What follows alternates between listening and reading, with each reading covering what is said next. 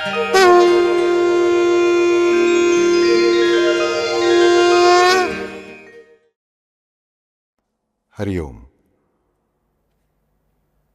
राम रक्षा, राम जी का ध्यान मंत्र। और अगला शब्द हमारे सामने आता है पीतम वासो वसानम। जिन्होंने पीले रंग का वस्त्र धारण किए हुए हैं, ऐसे राम जी का मैं ध्यान करता हूं। पीतांबर, पीला पीतांबर कैसे गगन में लहराया, गरुड़ पर बैठकर मेरे पालनहार आए। ये जो पालनहार है ना, ये पीला पीतांबर पहने हुए होते हैं। बाकी के रंगों का कोई वस्त्र क्यों नहीं बताया गया इन राम जी के देह पर? क्योंकि ये जो पीला रंग है, ये जो पीत रंग है, इस रंग की कुछ विशेषता है। और ये विशेषता और ये राम जी, इन राम जी की विशेषता, इन महाविष्णु की विशेषता, इन सद्गुरु तत्व की विशेषता, ये कहीं तो एक रूप है। हम कैसे कहते हैं कि मेरा बेटा भाई अमेरिका में है, लेकिन उसकी फोटो जेब में रखी होती है। माँ को याद आ गई कि पर्स से निकाल कर देखती है मेरा बच्चा कैसा है, क्या है या नहीं। बेटी ससुराल जाती है, लेकिन मन से मायके में ही होती है, मन कहीं तो जुड़ा हुआ होता है। पर वैसे ही ये दो बातें देखें तो अलग है।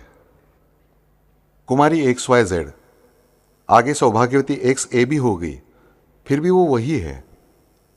वैसे ही ये जो परमात्मा है, इन परमात्मा के गुणधर्म और इस पीले रंग के, पीत रंग के गुणधर्म, इनका कहीं तो इसी प्रकार से अटूट रिश्ता है जो एक दूसरे से अभिन्न है। और फिर भी उनकी वर्ण कांति पीली नहीं है, ध्यान में रखिए, वे श्यामल ही है। लेकिन उनका ये वस्त्र जो धारण करते हैं वो पीले रंग का है। हमें जनाबाई का एक अभंग यहाँ याद आना चाहिए। नाचता नाचता हरीचा पीतांबर सुटला, सावर सावर देवा ऐसे कबीर बोलला।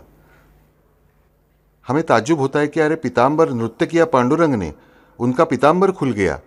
अर्थ नहीं समझता। हमारे मन में प्रश्न आता है, ये कैसे हुआ भाई? देखिए, नाचते समय कहीं तो पीतांबर खुल गया, हम भी धोती पहनते हैं, वो भी खुल जाती है। पर ये तो साक्षात पांडुरंग, उनका पीतांबर खुल जाता है। जनाबाई बताती है हमें, और संभालिए संभालिए प्रभु, ऐसा कबीर जी ने कहा। यानी इसका कुछ तो, पीले वस्त्र का कुछ तो बड़ा रहस्य होना चाहिए, क्योंकि वहां भी वे अन्य कोई वस्त्र नहीं कह रहे हैं, पीतांबर ही कहा है, पीला वस्त्र ही कहा है। पहले हमें जनाबाई की इस पंक्ति का अर्थ ध्यान में लेना चाहिए। जब यह नाम का घोष शुरू होता है, नामदेव जी का संकीर्तन शुरू होता है, नामदेव जी नाचने लगते हैं, नामदेव जी जब नाचने लगते हैं, तब ये जो परमात्मा सगुण रूप में आए हुए होते हैं ना, उनकी सगुणता यानी उनका वस्त्र ये खुल जाता है और उनके मूल रूप का दर्शन होता है। वस्त्र यानी पहनावा, मूल अंग ढकने की वस्तु यानी वस्त्र, मूल प्रकृति ढकने की वस्तु यानी वस्त्र। यानी जो पीतांबर है, उस पीतांबर से यहां क्या कहना चाहती है जनाबाई? ये कोई लौकिक अर्थ से पीतांबर खुल गया और कबीर जी ने दौड़कर पुकारा कि संभालिए प्रभु, ऐसा नहीं है उसका अर्थ। बल्कि भक्ति जब जल्लोश करती है, तन से, मन से, बुद्धि से, पंचप्राणों से भक्त जब भगवान के नामस्मरण में, गुण संकीर्तन में एकरूप हो जाता है, उस क्षण में जब भक्त बेभान हो जाता है ना, तब भगवान का भान भी छूट जाता है। और भगवान तो सदैव भान में ही रहते हैं, पर सदैव भान में रहने वाले यह परमात्मा भी, उन्हें बेभान करने की शक्ति किसमें है? तो इन भक्तों की उत्कट भक्ति में, नामस्मरण में, भजन में है, नाचने में है। और फिर उस क्षण में उनका जो भान जो है, सगुण उनका उन्होंने रखा हुआ भान छूट जाता है कि मैं इस रूप में आया हूं। और फिर उस भक्त की भक्ति के अनुसार उनका जो मूल रूप है, वो मूल रूप सबके सामने आ जाता है। और ये बता कौन सकते हैं? तो जिन्होंने सदैव निर्गुण निराकार ऐसे राम जी की उपासना की केवल राम नाम की उपासना की, राम नाम ही जिन्होंने हृदय में धारण किया, ऐसे कबीर जी। कबीर जी सगुण भक्ति का समर्थन करने वाले संत नहीं हैं, वे निर्गुण भक्ति बताने वाले भक्त हैं। और फिर भी वे राम नाम का महत्व बताते ही हैं। और इसीलिए वे सिर्फ कहते हैं कि प्रभु संभालिए, आपका मूल रूप प्रकट मत कीजिए। आप कहेंगे कबीर जी क्यों बीच में आ गए, भक्तों को रूप दिखा ही रहे हैं तो। नहीं, कबीर जी बीच में नहीं आए। कबीर जी बता रहे हैं प्रभु संभालिए। गीता में भी हम देखते हैं कि श्री कृष्ण का मूल रूप जब अर्जुन देखता है, उसे अर्जुन सह नहीं सका। फिर उसके लिए कृष्ण उन्हें दिव्य दृष्टि देते, मगर फिर भी नहीं सह सका। देखने के बाद भी उनकी आंखें चौंधिया जाती है, वो हतबल हो जाता है। कबीर जी उसी उत्कटता से कहते हैं कि प्रभु आपका ये मूल स्वरूप, आपका ये विश्व चैतन्य स्वरूप, आपका ये विश्व स्वरूप इन भक्तों को वो देख नहीं सकेंगे, वे इसे सह नहीं सकेंगे, इसलिए संभालिए प्रभु संभालिए। ये सगुणता का वस्त्र जो आप पहनकर आए हैं उसे वैसे ही रखिए। कितनी सुंदर बात है, देखिए। ये मूल परमात्मा सगुण साकार होकर आते हैं और फिर भी उनका मूल रूप, उनका पहले का रूप देखने की भक्तों की इच्छा होती है, लेकिन संपूर्ण अष्टभाव से मेरा शरीर, मेरा मन, मेरी बुद्धि, मेरे पंचप्राण, मेरे आत्मा, सब कुछ केवल इन भगवान के नामस्मरण में, गजर में जब तल्लीन हो जाता है ना, उसी क्षण मुझे परमात्मा का एक एक रूप दिखने लगता है।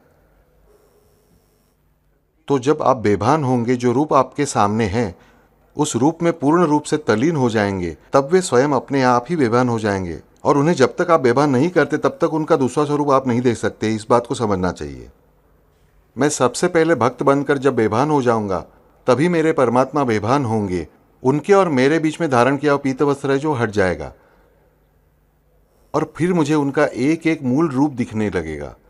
और ऐसे करते करते शायद मुझे विश्व चैतन्य महाविश्व रूप भी अवश्य दिखाएंगे। उनमें जब तक मैं पूर्ण रूप से बेभान नहीं हो जाता हूँ, मैं मगन नहीं हो जाता हूँ, मैं तल्लीन नहीं हो जाता हूँ, तब तक मेरे बाकी के अज्ञान के किसी भी पर्दे का दूर होना संभव नहीं होता है, समझना होगा। ऐसा ये पीत वस्त्र यानी क्या? तो ये जो सगुण साकार महाविष्णु आते हैं, वे हमेशा पीत वस्त्र पीतांबर धारण करते हैं।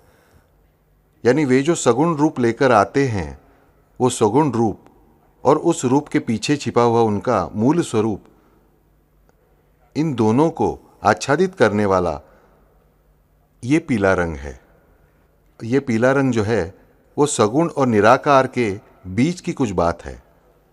सगुण साकार और निर्गुण निराकार, जो मुझे दिखता है, स्पर्श किया जा सकता है, ऐसा सगुण साकार। जो मुझे दिखता नहीं है, मैं समझ नहीं सकता हूं, ऐसा निर्गुण निराकार।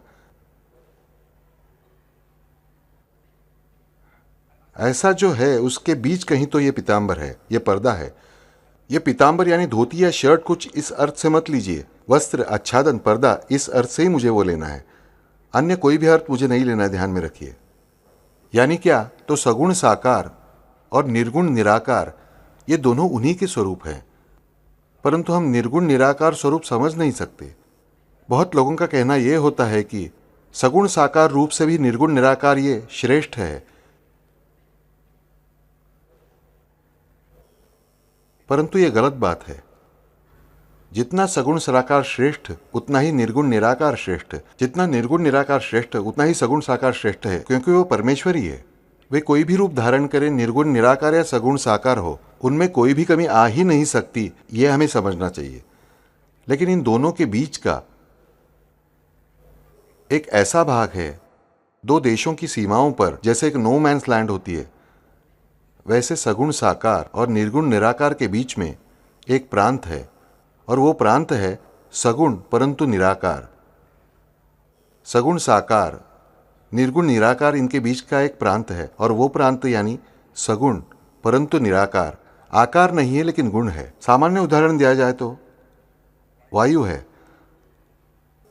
वायु साकार है क्या? नहीं। क्या मुझे उनका आकार दिखता है? नहीं। सगुण है क्योंकि उनका मुझे स्पर्श होता है, उसकी आवाज मुझे सुनाई देती है। वायु तत्व कैसा है? तो सगुण है परंतु निराकार है। अग्नि कैसा है? अग्नि सगुण साकार है, उसके गुण भी मुझे समझ में आते हैं, उससे जलता भी है और मुझे दिखाई भी देता है। वहीं आकाश कैसा है? तो निर्वात है, निर्गुण निराकार है, बस समझने के लिए। आकाश एक क्षण का मुझे दिखने वाला निर्गुण निराकार नहीं, पर हमारी मानविक क्षमता से समझने के लिए। वैसे आकाश और अग्नि स्वरूप इनके बीच का जो प्रांत है वो इस वायु का प्रांत है। वो मुझे महसूस होता है पर दिखाई नहीं देता, यानी सगुण है पर उसका आकार नहीं है, निराकार है। ऐसा सगुण साकारता और निर्गुण निराकारता इनके बीच का जो प्रांत है वो है सगुण निराकार प्रांत। और वो सगुण निराकारता का जो प्रांत है ना, वो सगुण निराकार प्रांत यानी पीत वस्त्र, अर्थात पीला रंग। मैं भगवान की मूर्ति की पूजा करता हूं, सगुण साकार मूर्ति की पूजा करता हूं, यानी मैं क्या करता हूं? मैं उस पर फूल चढ़ाता हूं, पानी उड़ेलता हूं सिर पर, मंत्र किसी ने कहा मैं कह सका तो श्लोक कहता हूं, चावल डालता हूं और क्या क्या फेंकता हूं मुझे पता नहीं। ये पूजा नहीं है। फिर भी मन से भक्ति करता हूं, क्या पूजा है? हाँ, वो भी पूजा है। यज्ञ करता हूं, वो भी पूजा है। हार पहनाओ, सजाओ, मंत्र नहीं आते कोई बात नहीं, केवल विठ्ठला विठ्ठला देवा देवा बोले, वो भी पूजा है। परंतु महत्वपूर्ण बात क्या है कि ये मूर्ति है।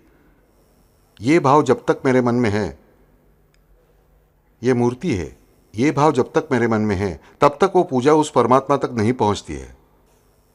ये मेरे परमात्मा ही है।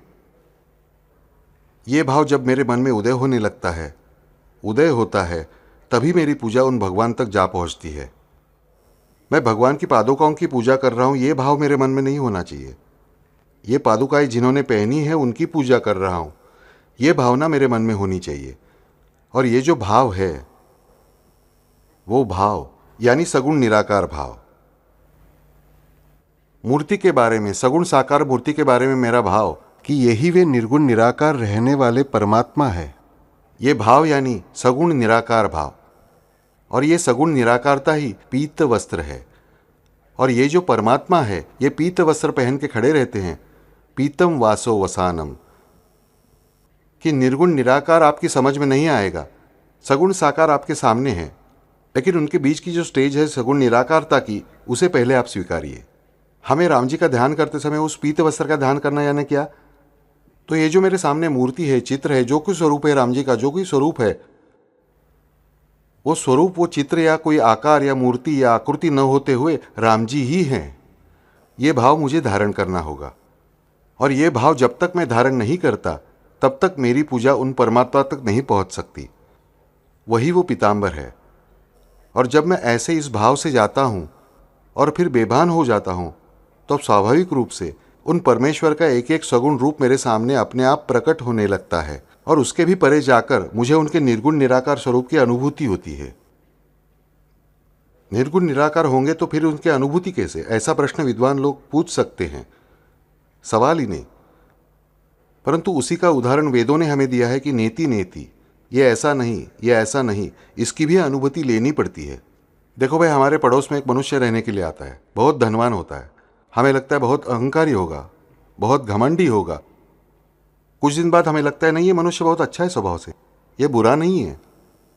हमारे पड़ोस में कोई एक मॉडर्न कपड़े पहनने वाली लड़की रहने के लिए आती है, हमें लगता है ये बहुत मॉडर्न दिखती है, बहुत ही अलग तरह की है। फिर पता चलता है नहीं, ये तो मंदिर जाती है, भगवान को नमस्कार करती है, बहुत ही घरेलू प्रकार की लड़की है। लेकिन ये ऐसा नहीं है, ये ऐसा नहीं है, ऐसा नहीं है, ये हमें पता चलता है ना। फिर कैसा है ये जानने के साथ ही कैसा नहीं है, कैसा नहीं है ये जानना भी हमें बहुत ज़रूरी होता है। और ये जो हमें पता चलता है कि ऐसा नहीं है, ऐसा नहीं है, ये हमें जब परमेश्वर के बारे में पता चलने लगता है ना, तब कैसा है ये अपने आप प्रकट होता है। ये मनुष्य बुरा नहीं है पता चल जाता है, इसका अर्थ ये मनुष्य अच्छा है, इसके अपने आप अनुभूति हो जाती है।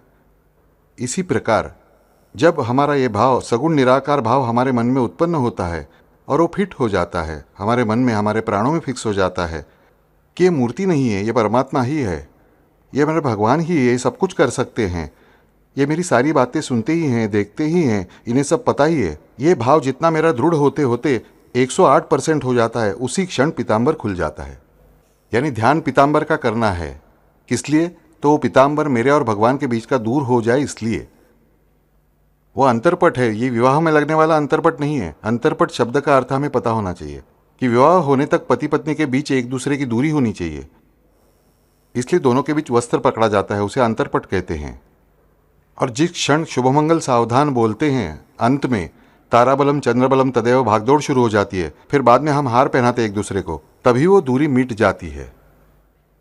यानी ये धर्म की मान्यता है उस पुरुषार्थ को, काम नाम की, इसके पहले नहीं। यहां हमें समझ में आता है ये जो दूरी है ना, वो दूरी किस वजह से होती है? उस वस्त्र की वजह से। परंतु वो दूरी ही पहले ही मैंने बताया था कि माया यानी क्या? तो परमेश्वर और मैं, इनके बीच में जितना परमेश्वर से दूर हूं वो दूरी यानी माया, और जितना मैं परमेश्वर के पास हूं वो निकटता यानी शुद्ध विद्या।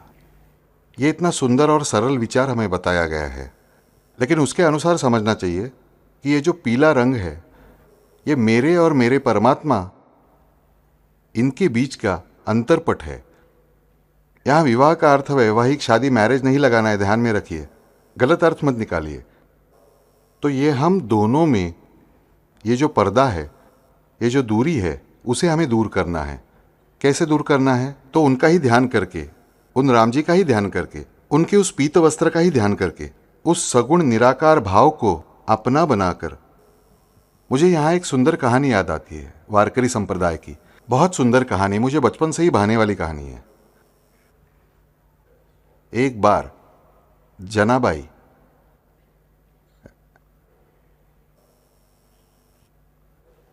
रात के खाने के बाद विट्ठल मंदिर के बाहर जाती है। बाहर से मंदिर बंद हो गया होता है। रात्रि के भोजन के बाद, यानी अभी जो हम 11-12 बजे खाते हैं वैसा नहीं, सूर्यास्त के आसपास भोजन हो चुका होता है। भोजन के बाद अपना काम निपटा कर बेचारी मंदिर की सीढ़ियों तक जाती है नमस्कार करने के लिए, क्योंकि वो पूरे दिन एक भी बार विट्ठल के मंदिर में जा नहीं पाई थी। वे जाती है वहां पर, पूरा सन्नाटा था वहां पर। वे विट्ठल को नमस्कार करने ही वाली थी, हमेशा की तरह। तभी क्या होता है, पीछे से उन्हें कोई पुकारता है, सुनो जने। जनाबाई देखती है तो एक बूढ़ी औरत बैठी हुई है मंदिर की सीढ़ियों पर, और वो पुकार रही है। जनाबाई उस वृद्धा के पास जाकर पूछती है, दादी जी क्या चाहिए आपको? अरे मैं यहाँ मंदिर में आई, नामस्मरण कर रही थी और फिर भूल गई कि मैं यहाँ कितनी देर बैठी, अंधेरा हो गया, मुझे पता ही नहीं चला। अब मुझे घर कैसे जाना है पता ही नहीं चल रहा है। मेरी आंखों से मुझे रात को बहुत कम दिखता है। कहीं गिर विर गई तो मैं राह देख रही थी कि तुम्हारे मुंह से श्री हरि विट्ठल जय हरि विट्ठल सुना और पहचाना जनाबाई आई है, इसलिए मैंने तुम्हें पुकारा। तुम जनी हो ना? जनाबाई कहती है, हाँ मैं जना हूं। तो चल फिर मुझे घर लेके जाएगी क्या? जनाबाई जल्दी से निकलती है। विट्ठल को नमस्कार करने के लिए आई थी, ध्यान में आया ना? विट्ठल को नमस्कार किया ही नहीं, उस वृद्धा का हाथ पकड़ती है और उसके घर तक छोड़ती है। रास्ते में 3-4 लोग आंगन में बैठे बातें करते समय देखते हैं, अरे जनी कहाँ जा रही हो? आज मंदिर नहीं गई? जरा इन दादी जी को छोड़कर आती हूँ, फिर जाऊंगी।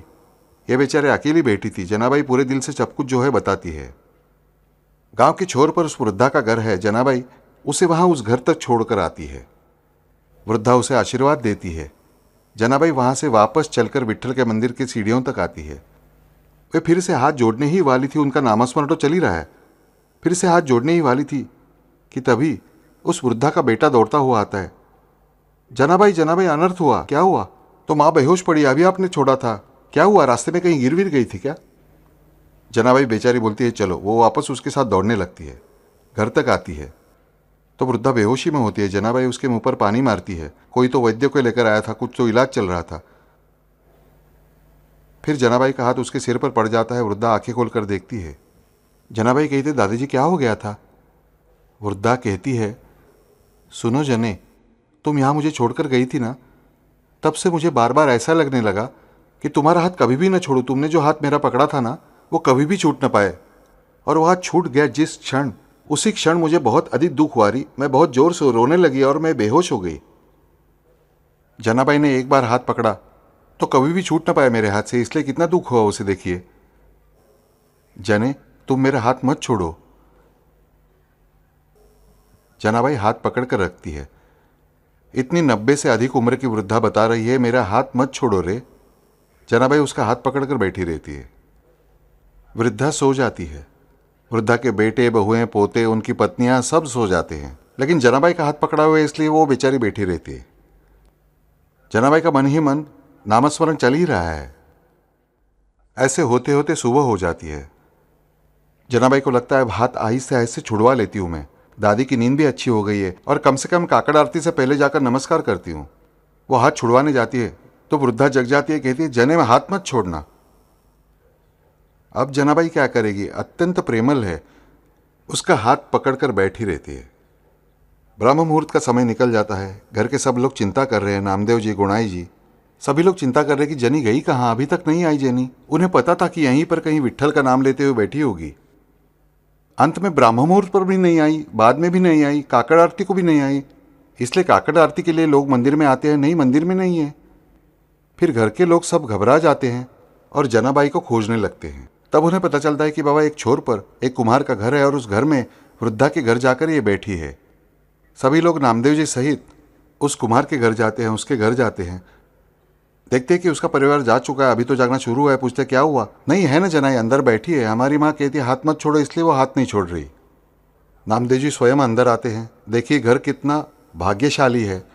जनाबाई आई, नामदेव जी आए, नामदेव जी की पत्नी आई, नामदेव जी की माँ आई है, यानी सारे संत लोगों का विशाल समूह वहाँ आया हुआ है। किस वजह से? तो एक भक्त की चाह, इन संतों का मैंने पकड़ा हुआ हाथ मुझे छोड़ना नहीं है। सच में कितनी सुंदर बात है। देखिए नामदेव जी अंदर जाते हैं। जनाबाई का दाहिना हाथ उस वृद्धा ने पकड़ रखा है। नामदेव जी आ रहे हैं। जनाबाई उन्हें नमस्कार करने के लिए हाथ भी आगे नहीं कर सकती है। अब क्या करूं? जनाबाई मन ही मन में नामदेव जी के चरणों को हाथ लगाकर नमस्कार करती है। नामदेव जी उनसे पूछते हैं, कुछ पूछना चाहती है। उतने में जनाबाई कहती है, बोलिए मत, माँ जी सोई है। अब नामदेव जी भी वहां बैठे हुए हैं। नामदेव जी के साथ आए सभी वहां बैठे हुए हैं। सबके मन में नामस्मरण चल रहा है। वृद्धा लेकिन बिल्कुल भी आंखें नहीं खोलती है। उंगली थामने को देखा तो वृद्धा की मुट्ठी कसकर बंद। वृद्धा जाग रही है, लगा कि बंद। अब सभी को सूझ नहीं रहा है कि इस सब का हल क्या है, करे तो क्या करें। प्रश्न उपस्थित हुआ। ऐसे होते होते क्या होता है कि माध्याह्न का समय आ जाता है। घर के सब लोग शांत बैठे हुए। रिश्तेदारों को भी समझ में नहीं आता कि क्या करें। उसके बच्चे पोते आदि सब पुकारते, अरे माँ, अरे दादी, हूँ। वृद्धा बिल्कुल भी आंखें नहीं खोलती है। अरे किस लिए खोलेगी? जनाबाई का हाथ पकड़ने को मिला है, मुझे बताइए। ऐसा मौका कौन छोड़ेगा? छोड़ेगा वो मूर्ख। वो वृद्धा बहुत ही बुद्धिमान है, वो हाथ छोड़ती नहीं है। इन्हें लगता है कि क्या वृद्धा बेहोश हो गई है, इसलिए वैद्य को बुलाते। वैद्य बोलता है नहीं, ये बेहोश नहीं हुई है, लेकिन ये सोई हुई है। अब यहाँ हमें पता चलेगा कि सोया हुआ है कि सोने का नाटक किया हुआ है। सोए हुए को जगाना आसान है, सोने का नाटक करने वाले को जगाना मुश्किल है। यह वैसे तो बुरी बात है, पर हमें पता चलेगा कि यह बहुत अच्छी बात है। वहीं अब जनाबाई अपना दिया हुआ वचन निभा रही है, वो उठ नहीं रही है। उतने में माध्याह्न का समय बीत जाता है और गोरोबा चाचा आते हैं। गोरोबा चाचा इस वृद्धा के रिश्तेदार हैं। ये गोरोबा चाचा की भाभी लगती है। गोरोबा चाचा घर में आते हैं क्योंकि उन तक भी खबर जा चुकी है। और गोरोबा चाचा देखते हैं कि अरे क्या भाग्य है इस माँ का कि जनाबाई का हाथ पकड़कर बैठी है और इसके लिए साक्षात नामदेव जी ठहरे हुए हैं। गोरोबा चाचा वो दृश्य देखकर तल्लीन हो जाते हैं। वे आए हुए हैं उस वृद्धा को जगाने, परंतु वो प्रेममय दृश्य देखकर गोरोबा चाचा तल्लीन हो जाते हैं। उनकी आंखों से आंसू बहने लगते हैं। अब आई ना मुसीबत। गोरोबा चाचा को रिश्तेदार के नाते बुलाया और रिश्तेदार है उनके, लेकिन उन्हें बुलाया कि वृद्धा को जगाएं इसलिए, लेकिन वो तल्लीन होकर बैठे हैं। अब क्या करें? अब समस्या उलझ गई। सांझ होने को आई, फिर भी जनाबाई उठ नहीं सकती। जनाबाई उठ नहीं सकती इसलिए बाकी सब भी उठ नहीं सकते। इतने में खबर आती है कि कार्तिक मास के लिए ज्ञानदेव जी आदि 4 भाई बहन पधारे हैं। ये सब लोग जाते हैं। वहाँ निवृत्तिनाथ जी बैठे हुए हैं, ज्ञानदेव जी बैठे हुए हैं, सोपान देव जी हैं, मुक्ताबाई खेल रही है। ये लोग नमस्कार करते हैं और पूछते हैं कि ऐसा ऐसा हुआ है, ज्ञानदेव जी हम क्या करें? ज्ञानदेव जी हमेशा की तरह निवृत्तिनाथ जी की ओर देखते हैं। निवृत्तिनाथ जी मुक्ताबाई की ओर देखते हैं और मुक्ताबाई से कहते हैं, अरे मुक्ता, जा न जाकर जनाई को उठाओ। मुक्ताबाई निकली दौड़ते हुए, दौड़ते दौड़ते उनके साथ चली गई। ठीक है, साक्षात जगन माता है वे वहां जाती है और घर की दहलीज के भीतर कदम रखने के बाद मुक्ताबाई पुकारती है, अच्छे से ध्यान दीजिए। मुक्ताबाई दौड़ते हुए आई हुई है। उस घर के अंदर वो वृद्धा सोई हुई है, जनाबाई का हाथ पकड़कर सोई हुई है। मुक्ताबाई दरवाजे के पास आती है और आदिमाया है वे नचाती है सारे जग को। वे कहती है, जने आप जाइए, हाँ अब मैंने हाथ पकड़ कर रखा है। आया ध्यान में? अरे जने आप जाइए, हाँ अब मैंने हाथ पकड़ कर रखा है। वृद्धा को लगता है अरे बाप रे, जनाबाई ने हाथ छोड़ दिया, किसी दूसरे ने पकड़ लिया। वृद्धा शीघ्र ही उठ बैठती है। आदि माया है, वे कैसे बराबर सभी को नचाने का काम करती है, देखिए। जनाबाई का हाथ छूट जाता है। अब जनाबाई का वचन पूरा हो गया कि मैंने हाथ पकड़ा है तब तक तुम्हें छुड़वाना नहीं है। वृद्धा ने ही हाथ छोड़ दिया। वृद्धा वो देख के रोने लगती है। वृद्धा कहती है, मैंने कितना पाप किया। अब मुझे पता चला कि मैंने तुम सबको रुका कर रखा, लेकिन फिर भी ऐसा लगता है कि तुम्हारा हाथ छोड़ गया, ये भी पाप हो गया। मेरी समझ में नहीं आ रहा है जने, मैं क्या करूं। तब जनाबाई कहती है, हम सबसे श्रेष्ठ जो है ये मुक्ताबाई यहां पधारी हैं, आप उनकी शरण में जाइए। वो मुक्ताबाई के चरण पकड़ती है और तब मुक्ताबाई ने उसे बताई बात अपरंपार सुंदर है। मुक्ताबाई उसे कहती है, अरे तुमने पाप किया या पुण्य, इसका विचार भी उन विट्ठल के चरणों में छोड़ दो। लेकिन तुमने जो इच्छा धारण की वो अत्यंत पवित्र, अत्यंत सुंदर थी। किसी भी पाप का पुण्य का विचार न करते हुए तुमने इस जनाबाई का हाथ कसकर पकड़े रखा। ये तुम्हारा जो भाव है ना, इस भाव से तुमने जनाबाई को नहीं पकड़ा, बल्कि इस भाव से तुमने पकड़ा है उन विट्ठल को, इस भाव से तुमने पकड़ा है उन रखुमाई को। देखो अब हाथ पकड़कर तुम्हारा कौन बैठा था, देखो जरा। और देखती है तो क्या, जनाई की जगह साक्षात विट्ठल रखुमाई खड़े रहते हैं। साक्षात विट्ठल रखुमाई। और फिर पता चलता है जनाबाई कहां है।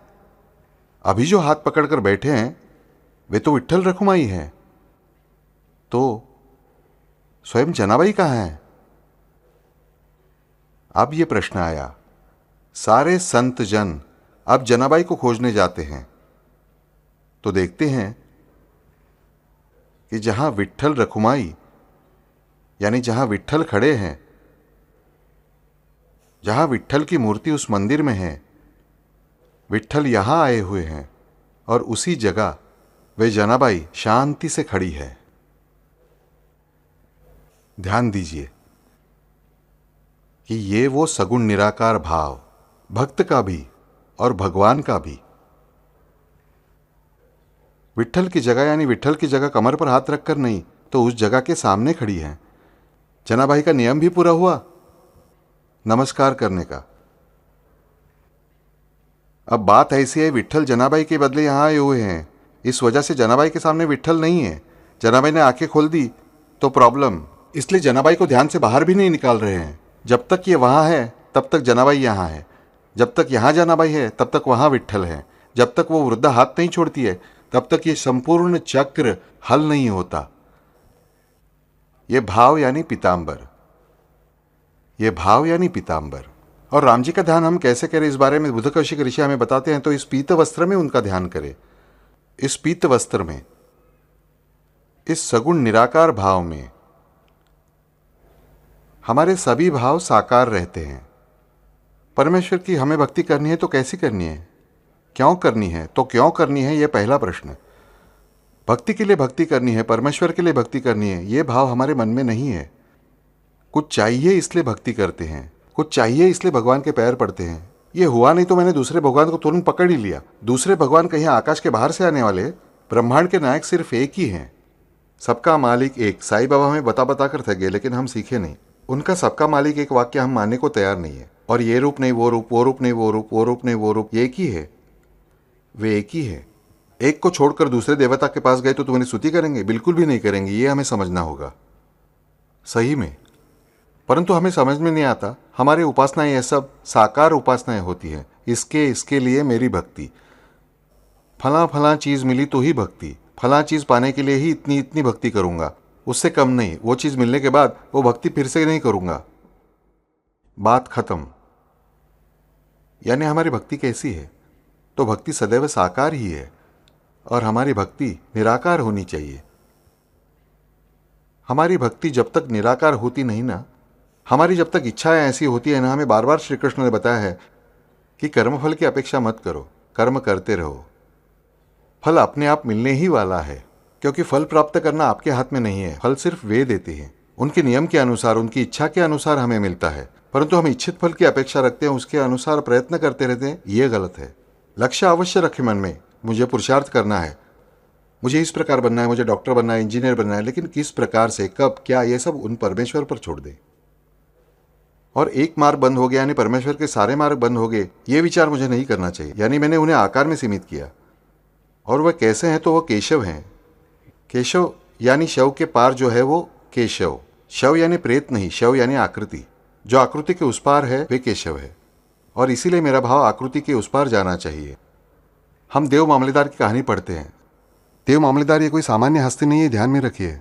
साई सच्चरित में देव मामलेदार भी ये बहुत बड़े सिद्ध हैं और आगे चलकर उनकी अधिक से अधिक सिद्धता सिद्धि बढ़ती गई। उसमें से वो उच्च कोटि की पोजीशन तक जा पहुंचे भक्त हैं। पर जब तक उनका भाव ऐसा ही था कि साईं बाबा यानी कफनी पहने हुए, सिर पर कपड़ा लपेटे हुए, थोड़ी लंबी दाढ़ी वाले बुजुर्ग 70, 80, 75, 80 साल के गृहस्थ उसी आकृति के मेरे सद्गुरु। इसी कारण बाबा घर आकर भोजन करके गए, अपने दिए हुए वचन के अनुसार, फिर भी पहचान नहीं पाए। ये इतने बड़े श्रेष्ठ भक्त के साथ होता है, फिर हमारे साथ क्या क्या हो सकता है। इसलिए हमें सबसे पहले एक भाव धारण करना होगा। वो कौन सा? तो सगुण निराकार भाव, कि फलाना फलाना के लिए भक्ति नहीं है। मैं भक्ति करूंगा परमेश्वर को प्राप्त करने के लिए, परमेश्वर को प्रसन्न करने के लिए। मैं उनसे अवश्य मांगूंगा मेरे बेटे की नौकरी लग जाए, मेरे बेटी की शादी हो जाए, फलाना फलाना कुछ भी मांगना है वो। पर वो मांगते समय उनका आकार परमेश्वर को तय करने दे। ये मेरा भाव, ये होना चाहिए। हम श्री कृष्ण को देखते हैं, वे भी पीत वस्त्र ही धारण करते हैं। ये राम जी भी पीत वस्त्र ही धारण करते हैं। ये रामचंद्र, ये श्री कृष्ण, इनका ये जो पीताम्बर है उनका हम ध्यान करते हैं। राम जी का ध्यान करते समय उनका पीताम्बर हमें दिखता है, श्री कृष्ण का ध्यान करते समय उनका पीताम्बर हमें दिखता है। तब हमें समझना चाहिए जो पीला रंग है वो निसर्ग में हमें कहाँ कहाँ दिखता है। आप कहेंगे बापू हमें सिर्फ सोने में दिखता है, वही सबसे महत्वपूर्ण है ना, लेकिन वो निसर्ग नहीं है। निसर्ग में जो सोना मिलता है वो पीला नहीं है, ये हमें पता होना चाहिए। निसर्ग में पीला रंग हमें कहाँ कहाँ दिखता है। सुबह जब हम ब्रह्म मुहूर्त में जगते हैं और आकाश की ओर देखते हैं, तब पहली बार हमें अरुण रंग दिखता है, लाल रंग, और फिर धीरे धीरे पीली किरणें दिखने लगती हैं, सुनहरी किरणें। अरुण रंग जो है वो सूर्योदय के पहले का रंग है, लेकिन सूर्य उदय होते समय, सूर्य के उदय होते समय जो रंग है वो पीत रंग है, वो कनक वर्ण है। यानी ये रंग ही कैसा है? तो ये उदय का रंग है। निर्गुण निराकार में से, उस नपन में से, यानी उस अल्पकालिक अंधेरे में से बाहर आने वाला भगवान का स्वरूप, यानी ये पीत रंग। इस पीले रंग का गुणधर्म क्या है? परमेश्वर की शक्ति का उदय, यानी पीला रंग।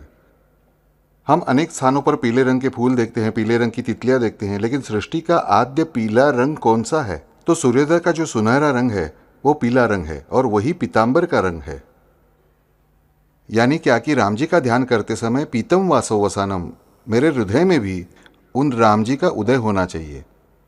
क्योंकि मुझे पता होना चाहिए, और मुझे पता चल चुका है कि यह पीला रंग किसका है, तो यह परमेश्वरी शक्ति के उदय का रंग है। इस वजह से बुद्ध कौशिक ऋषि ध्यान में भी पीतम वासवसानम हमें बताते ही हैं, क्योंकि बुद्ध कौशिक ऋषि को राम रक्षा जिस अवस्था में प्राप्त हुई है, उसी अवस्था में कोई भी तत्व, किसी भी तत्व की कमी, किसी भी तत्व की अल्पता हो ही नहीं सकती। सब कुछ विशाल है, बृहद है। इसीलिए वो शब्द उचित आता है कि पीतम वासो वसानम। मैं ऐसे राम जी का ध्यान करता हूं, मैं ऐसे राम जी का ध्यान करता हूं जिन्होंने पीत वस्त्र धारण किया हुआ है, यानी उदय का रंग जिन्होंने धारण किया हुआ है। इसका अर्थ क्या है कि हे परमेश्वर, मेरे जीवन में आप सदैव उदय की स्थिति में रहिए। आपको मैं अस्त की ओर कभी भी नहीं भेजूंगा। उस वृद्धा जैसी मेरी स्थिति चाहिए कि मैंने जनाबाई का हाथ कसकर पकड़ा हुआ है। मुझे पाप लगेगा तब भी चलेगा जनाबाई को रुका कर रखने का, पर मैं उनका हाथ छोड़ूंगा नहीं। उदय की स्थिति में हमेशा रहने दो। हमारे जीवन में हमेशा परमेश्वर के अस्त होने की स्थिति अधिक होती है। इस पीत वस्त्र का ध्यान करने को हमें बुद्ध कौशिक ऋषि क्यों बताते हैं? क्योंकि उदय का रंग है कि मेरे प्यारों, मैं हमेशा ध्यान करूंगा। किनका ध्यान करूंगा? तो उदय हो रही परमेश्वरी शक्ति के रंग का मैं ध्यान करूंगा। मेरे लिए ठेठ उस उदय होने वाले सूर्य का ध्यान करना उतना संभव नहीं है, लेकिन ये राम जी सूर्यपुत्र ही हैं। ये सूर्य वंश के ही हैं, ये साक्षात सूर्य ही हैं। ये आकाश में दिखने वाला सूर्य राम जी नहीं है, बल्कि ऐसे अनंत सूर्यों के जो सूर्य है, जो सवित्रु है, वे राम जी है। और फिर उनका उनका ध्यान हमें करने के लिए ये पीत वस्त्र हमें बुधकौशिक ऋषि ने बताया है। पीतम वासो वसानम। हमें राम जी का ध्यान करते समय मेरे मन में ये पीत वस्त्र जब दिखने लगेगा आंखों के सामने, मेरी खुली आंखों को या मेरी बंद आंखों को, तब मुझे मनपूर्वक राम जी की तरफ देखते समय अपने ही मन में प्रार्थना करनी चाहिए कि पीत वस्त्र यानी राम जी का उदय। मैं पीतम वासो वसानम बोलता हूं तब मेरे मन में राम जी का उदय हो रहा है।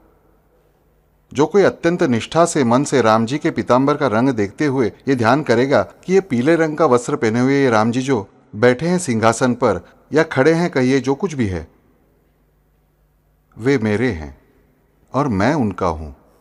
मैं पूर्ण रूप से उनका हूं और वह पूर्ण रूप से मेरे हैं।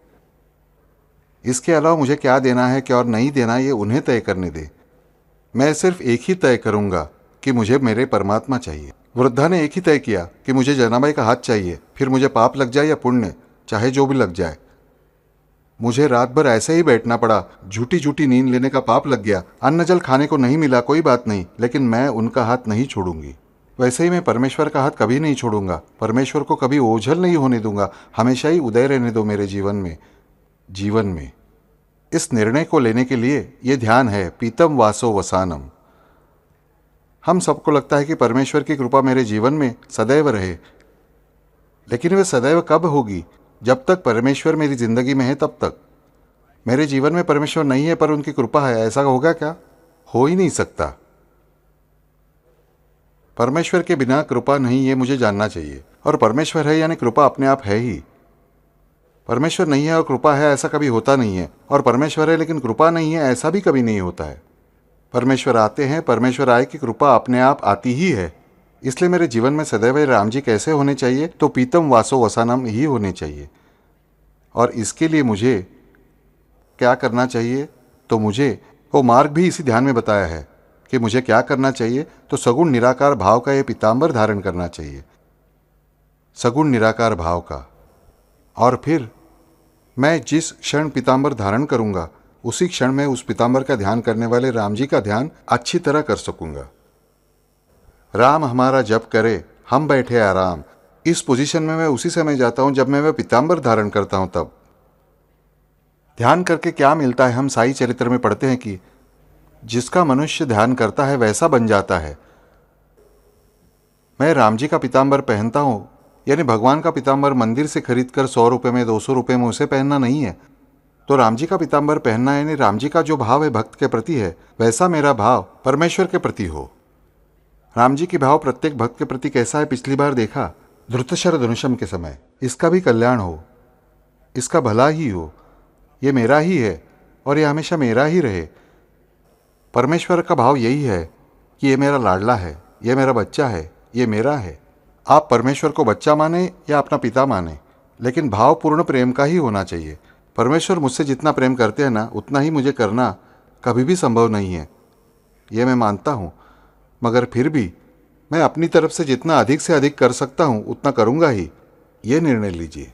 पीतम वासो वसानम कहते समय ये अर्थ मेरे मन में उदित होना चाहिए कि कभी न कभी, सिर्फ बोलते समय नहीं, राम जी की फोटो देखते समय, श्री कृष्ण की फोटो को देखते समय, तस्वीर को देखते समय, मूर्ति को देखते समय मुझे देखना चाहिए उनका पीला पीताम्बर कि ये कैसा वर्ण है? तो परमेश्वर की शक्ति के उदय का वर्ण है। उसका ध्यान में जब करूंगा उसी समय मेरे जीवन में परमेश्वरी शक्ति का उदय होने लगेगा।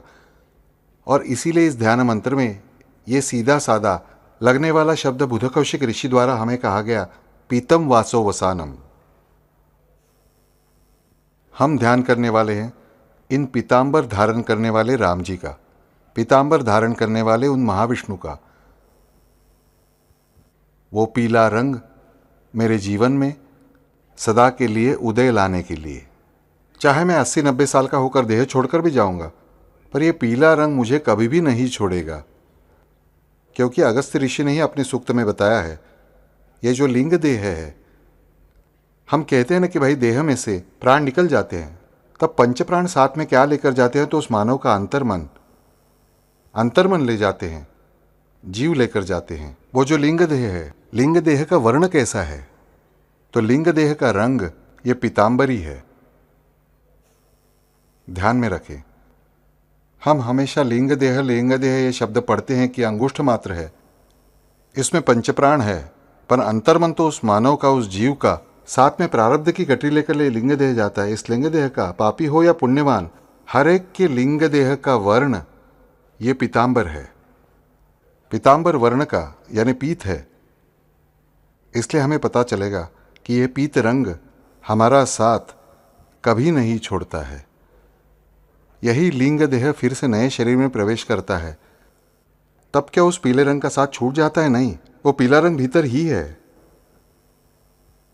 और इसीलिए उस आरती में आता है, पिवळा पीतांबर कैसा गगनी झळकला, गरुडावर बैसोनी माझा कैवारी आला। क्योंकि ये जो पीत वर्ण जो है ना, वो मेरा रक्षक है, ये मुझे पता होना चाहिए।